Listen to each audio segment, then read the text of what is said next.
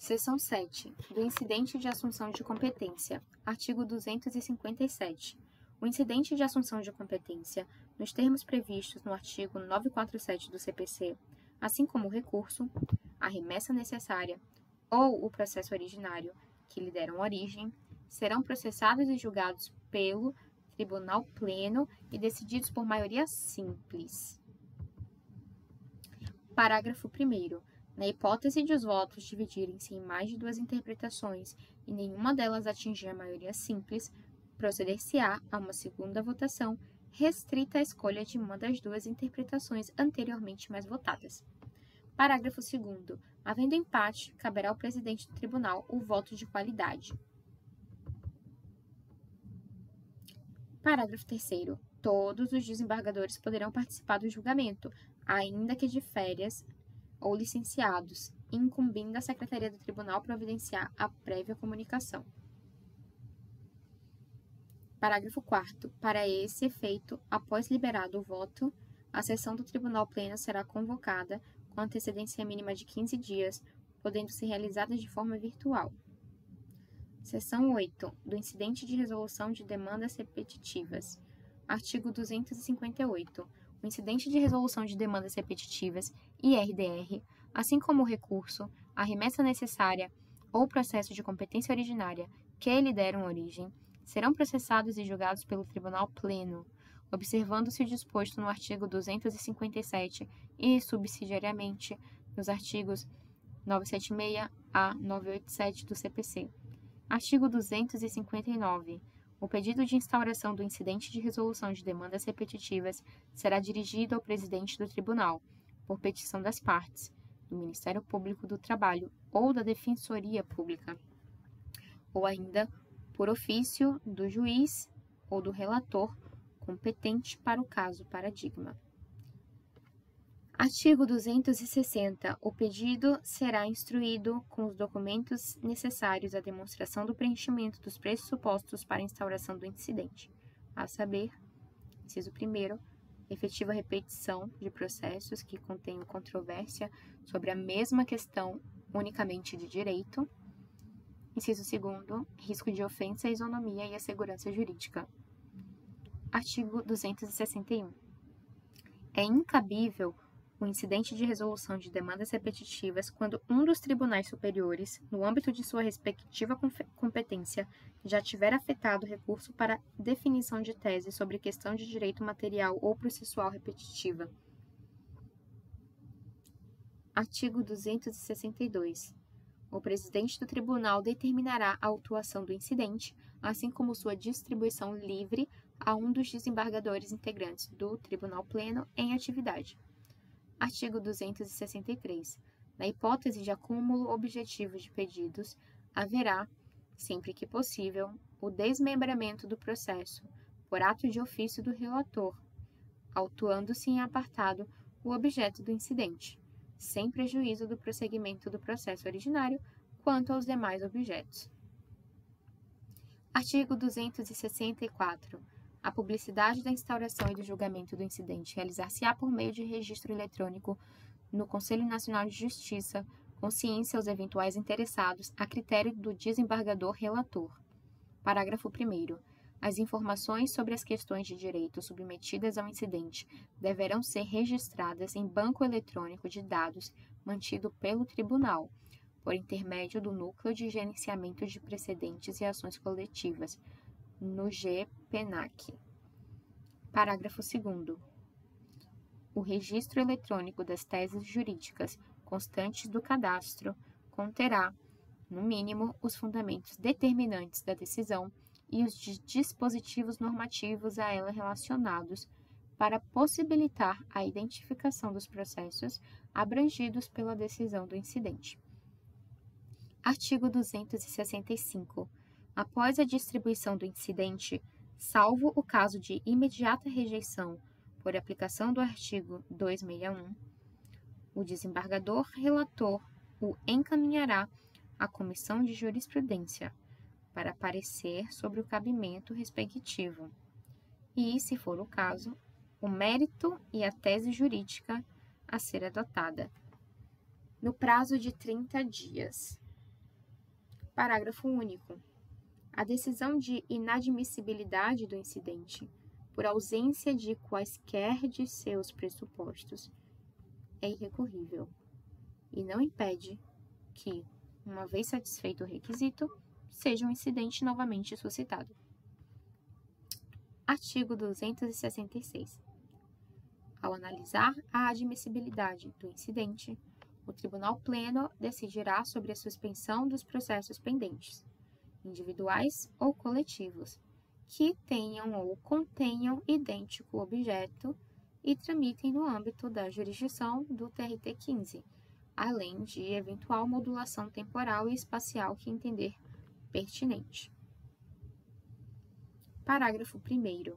Se o processo afetado pela decisão de suspensão a que se refere o caput contiver outros pedidos, a parte poderá requerer o desmembramento do processo e o seu regular prosseguimento em relação aos pedidos não afetados pela suspensão. Parágrafo 2º.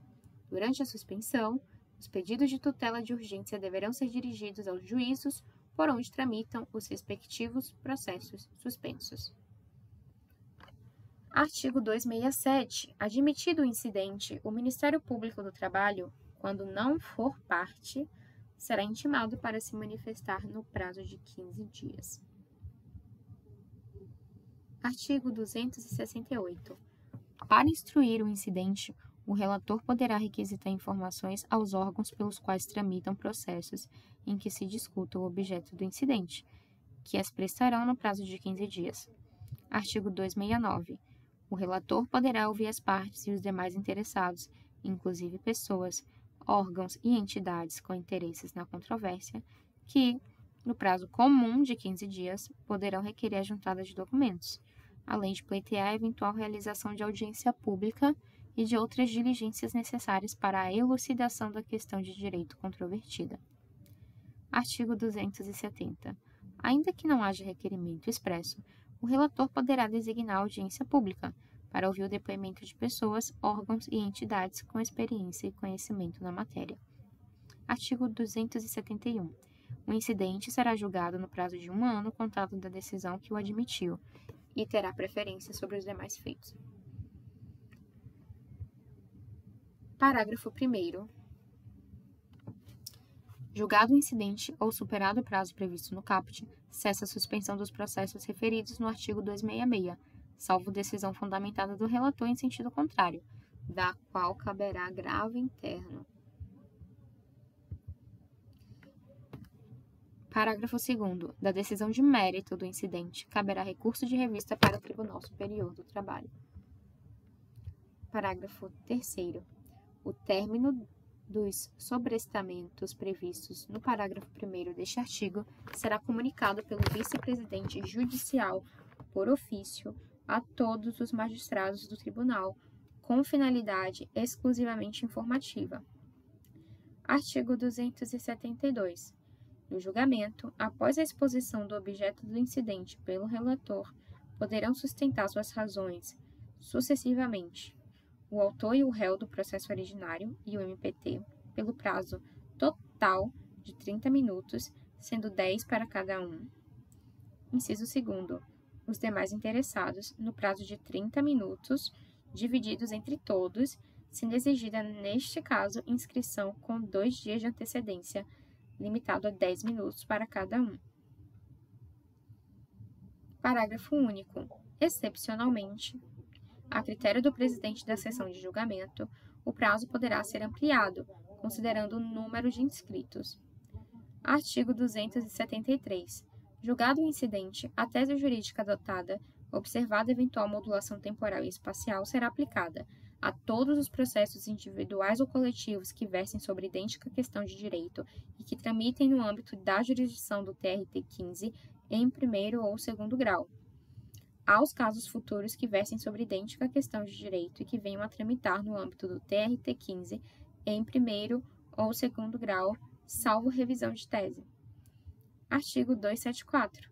A revisão da tese jurídica firmada no incidente far-se-á pelo Tribunal Pleno, por iniciativa de quaisquer de seus membros, do MPT ou da Defensoria Pública, aplicando-se no que couber os artigos da presente seção. Artigo 275. O conteúdo do acórdão abrangerá a análise de todos os fundamentos suscitados concernentes à tese jurídica discutida, sejam favoráveis ou contrários. Parágrafo único. Em todo caso, para fins de identificação e estatística, os acórdãos publicados deverão conter ementa e tese descrita em apartado. Capítulo 2 dos processos de competência originária. Seção 1 da ação rescisória. Artigo 276.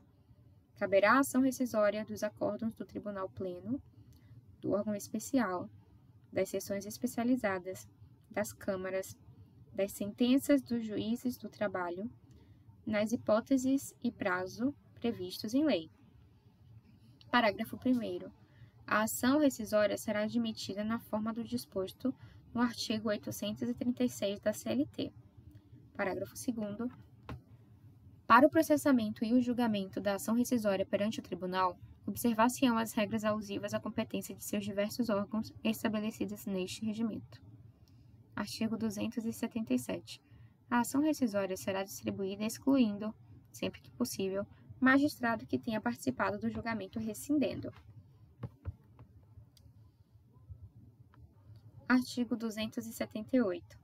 A ação rescisória será proposta observando-se no que couber o disposto nos artigos 966 a 975 do CPC.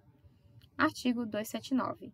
A petição inicial será indeferida pelo relator quando não se revestir dos requisitos mínimos legais dos artigos 319 e 968 do CPC, nos casos previstos no artigo 330 do CPC. Parágrafo único. A petição inicial também será indeferida quando apresentar defeitos e irregularidades capazes de dificultar o julgamento da ação, desde que não tenha sido emendada ou completada no prazo de 15 dias, segundo determinação do relator. Artigo 280. O relator poderá julgar liminarmente improcedente o pedido, na forma do artigo 332 do CPC, ou se verificar a ocorrência de decadência. Artigo 281. Não se conformando com a decisão do relator, que indeferir a inicial ou que julgar liminarmente improcedente o pedido, o autor poderá interpor agravo interno para o Tribunal Pleno, para o órgão especial ou para a seção especializada competente, conforme o caso. Artigo 282. Transitada em julgado a decisão proferida com base no artigo 280, o réu será comunicado do resultado do julgamento. Artigo 283. O relator mandará citar o réu, assinalando-lhe prazo nunca inferior a 15, nem superior a 30 dias, para responder os termos da ação. Artigo 284. Se os fatos alegados dependerem de provas, o relator poderá delegar atos instrutórios a juiz do trabalho do local onde devam ser produzidos, onde residam as testemunhas ou onde se encontrar a coisa, objeto do exame pericial ou de inspeção judicial, fixando o prazo nos moldes do artigo 972 para a conclusão dos atos delegados. Artigo 285. Existente pedido de tutela provisória de urgência relativa à ação rescisória, o relator decidirá sobre os provimentos liminares postulados e, se for o caso, proferirá julgamento conjunto.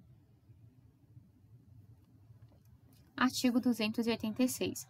Concluída a instrução, será concedido prazo de 10 dias ao autor e ao réu para razões finais, encaminhando-se os autos em seguida ao MPT para emissão de parecer, nas hipóteses previstas no artigo 178 do CPC. Artigo 287. Em seguida, os autos serão conclusos ao relator, procedendo seu julgamento pelo órgão competente. Parágrafo único. Não poderá participar do julgamento da ação rescisória o magistrado que conheceu do processo em outro grau de jurisdição, tendo proferido a decisão. Artigo 288. Julgando procedente, o colegiado rescindirá a decisão e proferirá, se for o caso, novo julgamento. Artigo 289. Da decisão proferida em ação rescisória, caberá recurso ordinário para o TST.